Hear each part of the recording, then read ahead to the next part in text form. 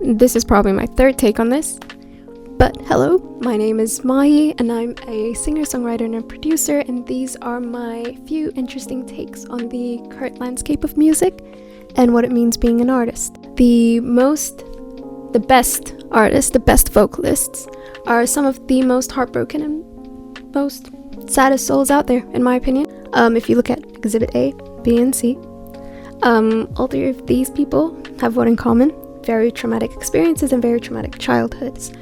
I think there is this very, very unique power that comes from being able to look inwards and be able to find your own voice to heal yourself. And I say this because I believe that when you go through a lot of traumatic experiences and a lot of pain, what usually turns someone into a vocalist or a singer is searching for ways to soothe and heal yourself, because we do know that everything in the universe is like frequencies and vibrations and stuff. But it's kind of like cradling yourself or rocking yourself to sleep. If you're looking for ways to heal yourself, or you're looking for someone to protect you or take care of you, and you don't, you kind of look for ways to help yourself.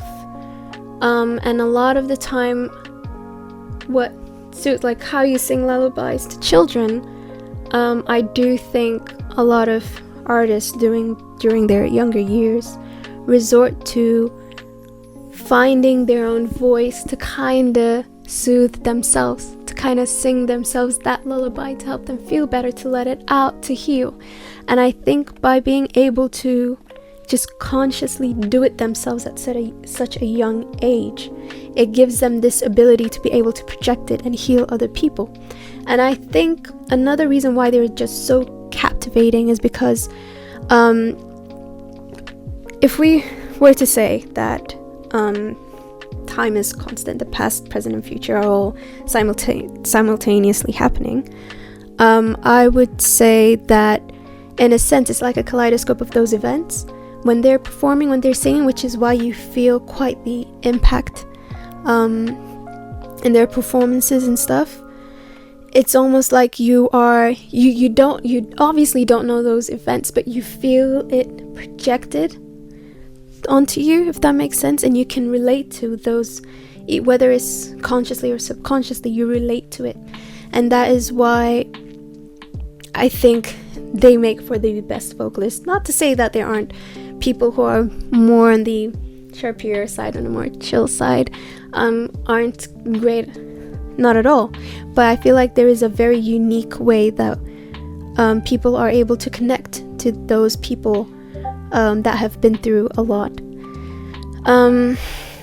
I think that's why a lot of sad songs are quite popular. Like I'd say the most popular songs are quite on the more sad side. But I think what also sets the best vocalist apart from a lot of musicians, I think just because a musician is famous or very popular doesn't necessarily make them powerful artists or powerful vocalists either. But I would say, what was I going to say? Yeah, I would say what sets the artist, the best vocalist apart, is the fact that a lot of them, there's this like storyline, there's this plot about them where they've been through so much and they're fighting this battle to not become what destroyed them. I feel like they're trying their very best to be good for the world, to be better for the world, to give to others what wasn't exactly given to them. I think it's that internal battle that everyone can sense, and it gives you something to root for as well. Whereas there are some artists that have been through traumatic experiences, but they never really, they're too afraid to try to become better people, to try to heal, because they think then it's like the impact of their art will dwindle, or they won't be as popular anymore. So they, for the entirety of their lives, they kind of make the same kind of music, and they stay being that version of themselves, which maybe the toxic lifestyle or anything. Nothing against that either, but I think that internal battle and those kind of artists is what also made them really impactful, like leave a real historical mark, if that makes sense.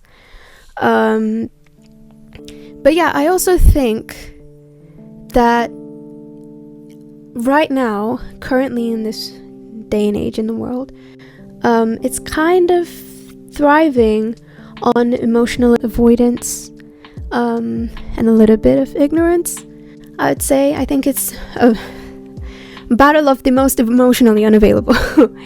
And I think that's why there is a bit of a surge in the amount of musicians and artists out there, because I do believe as artists our purpose is to remind people how to feel.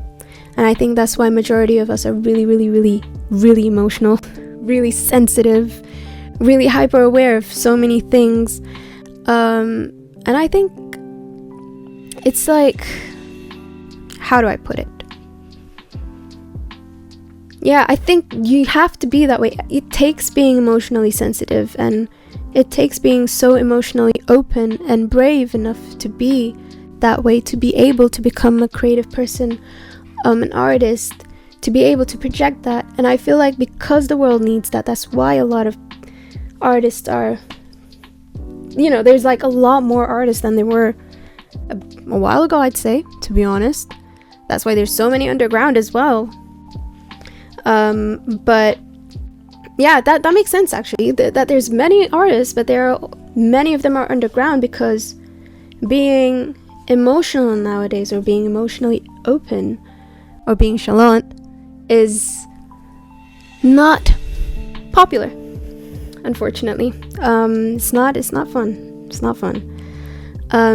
But I think if you're an artist and you've been shunned for being sensitive, for being emotional, for being too much, for being too intense, I think that my words for you would be that you're not alone, and you have to be this way to be the artist that you are. And I'm pretty sure that 99% of creative people would not give up their creativity or their creative ability to be emotionally unavailable and be safe in society, in that sphere of life, if that makes sense. So yeah, that is my first point.